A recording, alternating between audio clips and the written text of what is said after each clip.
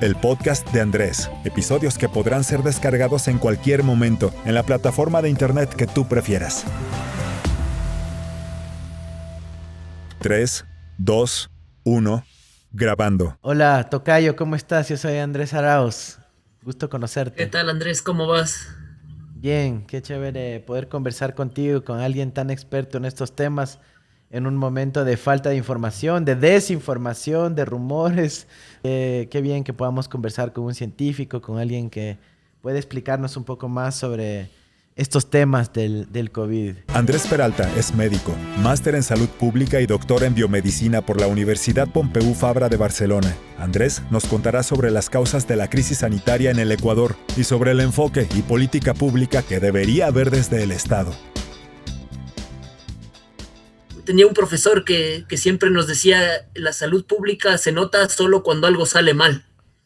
Claro, justamente. Y es verdad, todo el trabajo de la salud pública está en torno a la prevención y a la promoción, a la prevención de la enfermedad, a la promoción de la salud. Cuando nos en la vemos en una salud, no news is good news, como dicen en inglés. Exactamente. Y cuando vemos una situación como la que hemos vivido en el mundo y en el país durante los últimos meses, quiere decir que no solo que ningún país estuvo preparado, sino que hubo muchas cosas que podrían haberse hecho mejor. Tocayo, yo alguna vez analicé junto con científicos más estadísticos que profesionales de la salud que cuando el registro civil empezó a publicar sus datos de mortalidad, no coincidían pues con obviamente los datos reportados por el comité de emergencia y se veía que había muchas más muertes que lo que se llama este exceso de mortalidad, ¿no? Y resulta que comparándolo con indicadores a nivel internacional, en ese momento el Ecuador estaba en primer lugar. Creo que hace poco sacó una publicación el Financial Times donde nos muestra que el Ecuador es el segundo país del mundo con peor mortalidad en exceso en proporción a su población, que es creo que uno de los indicadores más adecuados para medir esto. Pero coméntanos, ¿por qué en el Ecuador ocurre esa tan alta tasa de mortalidad en exceso? El exceso de mortalidad simplemente lo que hace es comparar la mortalidad que se va dando a lo largo de un periodo de tiempo, comparándolo con los años anteriores. Usualmente lo comparas con el año anterior, con los 2 años anteriores, con el promedio de los 3 años anteriores, con el máximo de los años anteriores. Hay diversas maneras, pero ¿qué nos indica esto? Que estadísticamente hay una diferencia importante entre el número de muertes que hubo este año y el número de muertes que hubo el año pasado. En el mes de marzo, abril, cuando la epidemia explota en Guayaquil tenemos un comportamiento epidémico que es prácticamente el de una epidemia perfecta, en la que no se hace nada, ninguna medida prácticamente, además de la tragedia humanitaria de la muerte de gente en las calles, de la muerte de gente fuera de las casas hospitalarias. Y ahí vemos que cuando los datos oficiales nos hablaban de unos pocos cientos de muertes, ya se veía en miles el número de exceso de muertes por el COVID en la ciudad. Justamente esa era una de las dudas, ¿no? Quizás si focalizamos en Guayaquil, yo creo que debe estar entre el peor caso del planeta, seguramente, ¿no? Porque claro, Ecuador es el segundo peor del mundo, pero dentro del Ecuador el efecto no fue uniforme, pues hubo concentración en Guayas y Guayaquil, con lo cual seguramente sí es el peor caso a nivel del planeta. Tenemos una explosión del virus en una ciudad densamente poblada, como se esperaba y como luego sucedió en Quito, pero con un ocultamiento por parte de las autoridades de lo que pasaba. Se sabía que había coronavirus, no se aceptaba que la situación era grave. En un sistema de salud debilitado, en el que la vigilancia epidemiológica ha sido bastante débil. Hasta ahora somos incapaces de identificar a los casos, de identificar a los contactos y de hacer que se cumpla de forma digna el aislamiento o cuarentena de ser necesaria. Y además de esto, con una alta culpabilización del individuo y sobre todo de las clases populares, de los barrios populares, en el que las autoridades hasta ahora, lamentablemente, culpabilizan a las personas que viven en los barrios más populares de las ciudades, tanto en Guayaquil como en Quito, como en el resto del país, sin ver los determinantes sociales de la salud. Juliana Avelino es una de las personas afectadas por la precarización en el sistema de salud público ecuatoriano. Ella nos cuenta la historia sobre la muerte de su padre a causa de la pandemia. Su relato permite entender la magnitud del problema cuando el Estado no prioriza la inversión en medicina. Hola Juliana, ¿cómo estás? Mucho gusto conocerte. Y desde Bien, ya igualmente, un gusto. recibe mi sentido pésame y mis condolencias ante el fallecimiento de tu señor padre. Lamento mucho tu pérdida. Bueno, mi papá fue algo que nos cayó de sorpresa. Lamentablemente él cayó con una fiebre un 26 de marzo. Nosotros no sabíamos qué hacer porque lamentablemente no sabíamos cómo era el virus, porque algunas personas le daban diferentes maneras.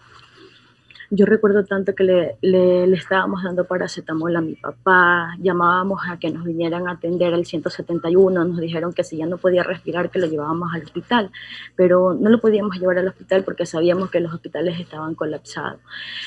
Un 27 de marzo lo llevamos a las 4 de la tarde porque mi papá ya no podía respirar, lo llevamos al hospital, en el hospital no nos quisieron abrir la puerta, llamábamos a los enfermeros, a los camilleros y no salían, tuve que gritar, bajarme del carro y lamentablemente mi papá dio sus últimos suspiros en mis brazos. Cuando salieron los camilleros le dijimos que le dieran los primeros auxilios, que no había camilla, que no había un instrumento, y lamentablemente mi papá falleció y ahí fue donde le dijimos que si nos podrían tener el cadáver porque no teníamos dónde, eran ya las 7 de la noche, no teníamos dónde llevarlo a mi papá y lo que nos dijeron es que él había llegado sin vida y que teníamos que llevarnos al cuerpo.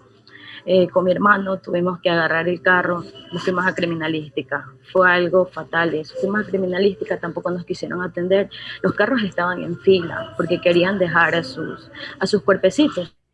Juliana, yo cuando estaba en Guayaquil y conversaba con amigos, compañeros y muchos guayaquileños, me asombré de la fortaleza espiritual, psicológica, de poder aguantar semejante tragedia y bueno, tratar de seguir adelante, siguiendo al siguiente día, buscando nuevamente sobrevivir. A mí me admira mucho esa fortaleza emocional que tienen nuestros hermanos en Guayaquil para haber aguantado algo así. Yo no hubiese podido aguantar algo de esa magnitud. Tocayo, ¿qué harías tú? Nosotros queremos asumir los destinos de la patria a partir de mayo y poder servir mejor a los ecuatorianos. ¿Qué harías tú para tratar de resolver estos que son problemas estructurales de la desigualdad que existen en las condiciones urbanas, en Guayaquil y en otras partes de nuestro país, para poder enfrentar esta coyuntura de la salud pública y tratar de salvar la mayor cantidad de vidas hacia el futuro? ¿Qué rol le ves tú al Estado, a la salud pública y también al rol de los municipios y por supuesto los retos que tenemos en materia del país entero con, por ejemplo, la vacuna, ¿no? ¿Qué piensas tú que se pueda hacer? Ahí es cuando vemos que no corresponde el discurso oficial con lo que está pasando en la realidad. Y la urgencia de la pandemia nos ha enseñado una segunda cosa, Andrés, es lo vital que es defender la salud pública en su sentido amplio. ¿Qué quiere decir esto? Quiere decir defender la provisión de servicios públicos. En este caso, es imposible que en el Ecuador se hayan despedido profesionales sanitarios durante la pandemia. Indignante, ¿no? Que no se haya cumplido con la propia ley humanitaria que aprobó el gobierno, que tenemos profesionales que llevan 11 meses básicamente trabajando a full, hay que ser certeros, con incerteza de sus contratos y de si van a ser pagados, que en muchas ocasiones, y que no en muchas ocasiones, todos los profesionales de la salud que yo conozco han tenido que adquirir en algún momento su propio equipo de protección personal. Y esto nos habla de la importancia de lo público en la provisión de servicios. Una gran parte de la población ha experimentado altos niveles de estrés debido a la soledad y la incertidumbre de un futuro incierto. La pandemia ha tenido varios efectos sobre todos los niveles de la población. Juan Manuel Zuquilanda, mejor conocido por sus más de 1 millón de seguidores como Sal y Tequila, Nos contará cómo la vida en el encierro ha volcado a las personas a buscar un alivio en las redes sociales. Su experiencia personal como TikToker nos ayuda a entender este boom de ciertas plataformas de Internet. Hola, Juan Manuel. ¿Cómo prefieres que te diga? Bueno, sí, Juan Manuel está bien. Así Sal y Tequila fue un nombre que me puse sin saber que la gente me iba a conocer como Sal y Tequila. Es algo un poco, algo que yo no pensé que jamás Que iba a pudiera pegar pasar así. en ningún escenario y ahí pasó. Cuéntanos un poquito de ti y desde cuándo tienes tanta influencia. ¿Cómo fue esa experiencia de la noche a la mañana, como dices, encontrarte ahí con tantos seguidores? Ah, yo era un chico bastante tímido en el colegio. eh, y después fui a la universidad a estudiar lo que me gustaba. Dije, por fin salí del colegio. Entonces, claro, salía de la universidad y pues ahí haciendo lo que me gustaba. eh, de poco a poco empecé igual a trabajar en la universidad, a interactuar con chicos igual de colegio y me decían, oiga, tú deberías abrirte una cuenta de TikTok. Y yo dije, bueno, vamos a ver. Me descargué la aplicación, hice un par de videos y al mes ya tenía 18,000 seguidores. Entonces le dije, a lo mejor por aquí va la cosa. Claro, yo siempre dije, voy a ganar dinero haciendo producciones audiovisuales, pero nunca pensé que las producciones audiovisuales serían videos de 15 segundos en una aplicación. Oye, quisiera hacer una relación con el tema de la pandemia y la conectividad, ¿no? Yo he visto que hay tiktokeros y gente que se pasa viendo los videos en muchas partes del Ecuador, hasta en los últimos rincones. Sin embargo, ha sido difícil que mucha gente pueda continuar sus estudios por falta de internet, de conectividad. ¿Cómo concilias esta contradicción y si es que has abordado este tema tal vez en algunos de tus comentarios sociales en TikTok? Bueno, creo que, o sea, TikTok ya tiene algún tiempo y antes la demográfica era menor, o sea, era niños, jóvenes, bastante jóvenes haciendo TikTok. Y ya con esto de la pandemia, creo que básicamente se expandió, claro, como todos estaban en sus casas, todo el mundo se empezó a descargar TikTok y todo el mundo empezaba a ver los videos y todo el mundo estaba en sus casas haciendo los videos igual. Entonces han salido igual un montón de chicos que han logrado conseguir un montón de seguidores y ellos recién empezaron en la pandemia.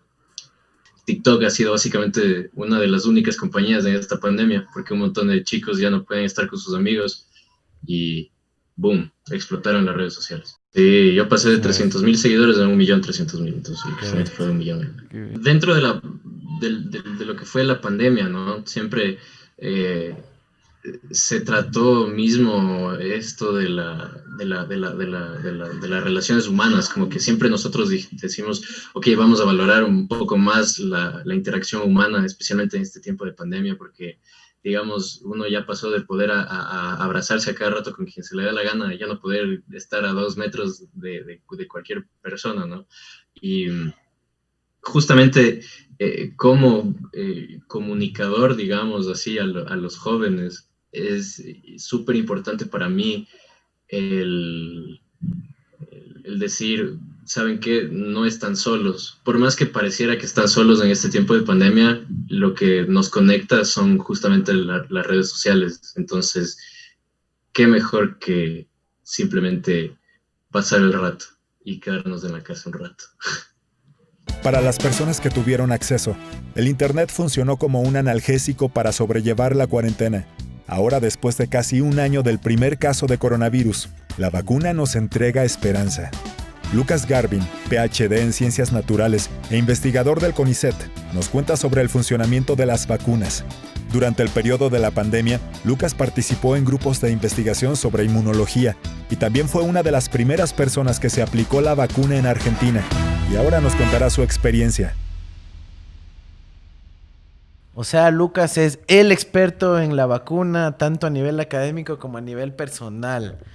Lucas, Bueno, no gusto sé si soy conocerte, el ¿eh? experto, pero bueno, como yo trabajo con mecanismos moleculares, genómica, ADN, ARN, todas estas cuestiones de ingeniería genética, entonces lo toco de cerca, ¿sí? Yo trabajo con Claro que sí. filogenia molecular en realidad. Permíteme comenzar con una consulta.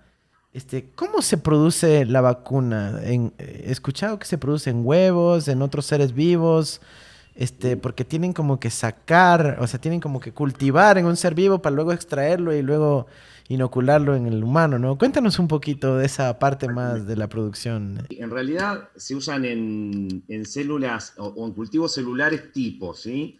Hay muchos cultivos celulares tipos. Por ejemplo, la China lo hace con células de mono verde, ¿sí? Hay otros que lo hacen en células de pollo, por ejemplo, o ratones. Generalmente se usan ratones. Por ejemplo, la de Pfizer lo hacen en ratones. Yo, traje un pizarrón ahí para explicarles un poco. Chévere. A ver si se ve el pizarrón. ¿Se ve? Bueno, tengo una pizarra de cuando era pequeño, cuando era niño.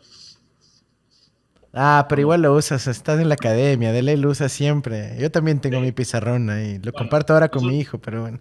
El coronavirus, ¿no? Y nosotros siempre le demos esos botoncitos acá, típico dibujo de un virus. Bueno, no lo voy a dibujar tal cual es, ¿sí? Pero convengamos que son como esos botones que se le dibujan, ¿sí? Eso se denomina proteína de la espiga, ¿sí? O spike protein, ¿sí?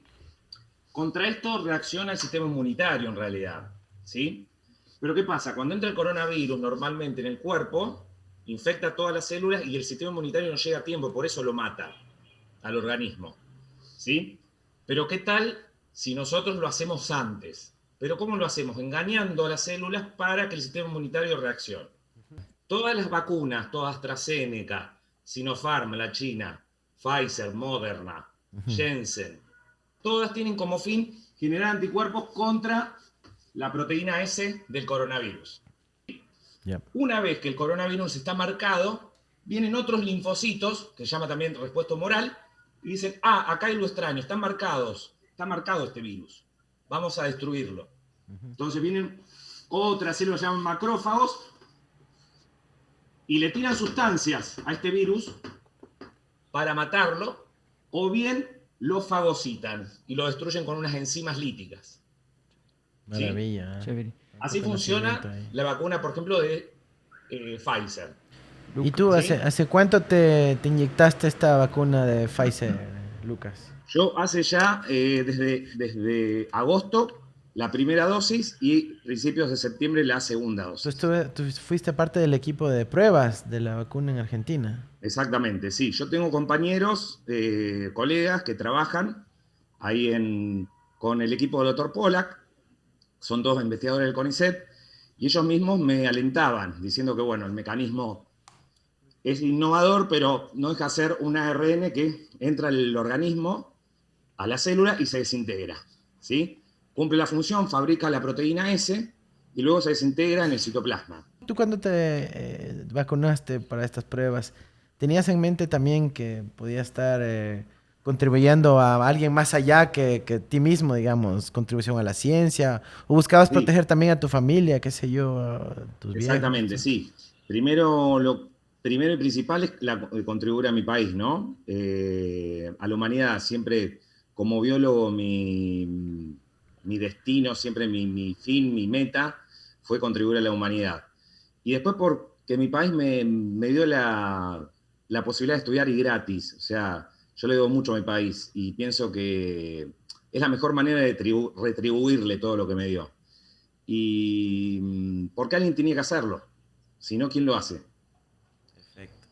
Oye, y te das cuenta que esta explicación que nos has hecho ahora muy probablemente se haga viral, ¿no? En las redes sociales, en el planeta. Va a ser una importante contribución, no solo con tu país, sino seguramente acá en el Ecuador y ojalá en América Latina. Yo al servicio de toda la patria grande. Excelente, Lucas, excelente. ¿Y nunca tuviste ningún síntoma negativo o alguna cosa? O sea, nada diferente a una vacuna contra una gripe o contra una influenza o contra, Increíble, fascinante, Lucas, poder compartir contigo. Seguramente te estaremos molestando más adelante. Muchísimas gracias, Lucas. Con todo gusto. Y para conocer también lo que está ocurriendo en Argentina, ¿no? Ojalá en Ecuador hubiésemos tenido gente que esté anticipándose, planificando y preocupándose para poder tener a su población vacunada. Acá apenas están conversando sobre negociar la compra de vacunas para adelante, cuando en Argentina pruebas desde agosto, como tú mencionas, y ya vemos en la tele que la población ya se está vacunando, ¿no? Primero los grupos vulnerables, etcétera.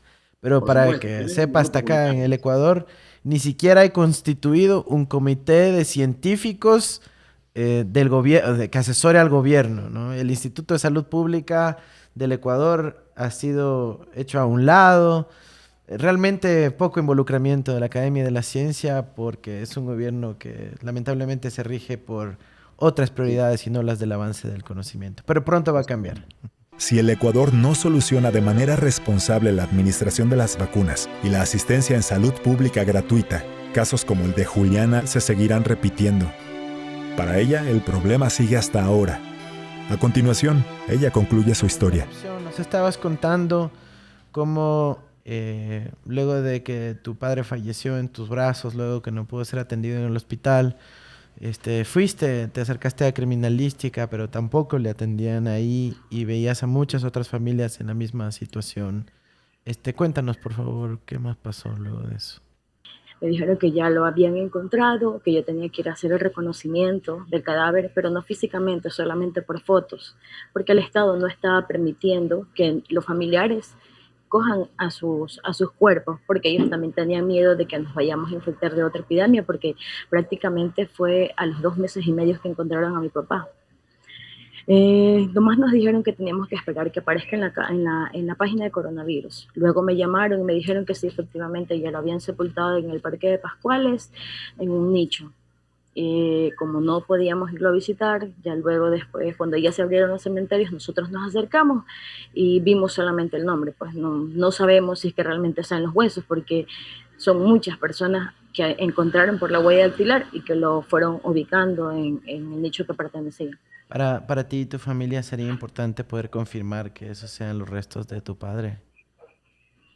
Sí, eso creo que sería un gran alivio, porque le comento que hay muchas personas que no lo encuentran aún en criminalística.